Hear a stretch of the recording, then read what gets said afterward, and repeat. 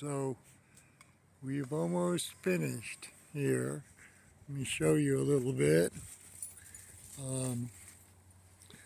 So one thing particular is have to have the two 2x8s, but they have a piece of ½ inch in between. And the reason you do that is if you don't, and you only have 3 inches, right? And then when you put a 2x4 on top of it, it's not the full width. And so you can see we've kind of right at the corner here, we determined at the end when we're going to go this way with it. Versus it could have been either way though. You know what I'm saying? You could have had the plywood come out this way, but we figured it'd be cleaner going this way.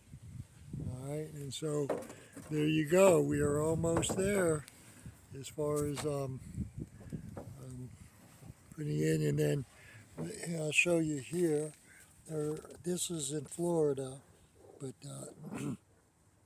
got to have the hurricane clips, so there'll be hurricane clips all the way down, and there'd be a wind load from the start to the beginning that you have to go from. Then when this goes to the walls, you'll have a different kind of the strong ties, but that's for Florida, and this house should be rated for 160-mile-an-hour Florida code. Now, if you're in Tennessee or someplace else, it's probably not needed, but in Florida, to pass Florida, you have to go with it. You have to do what they say you have to do. So there you go.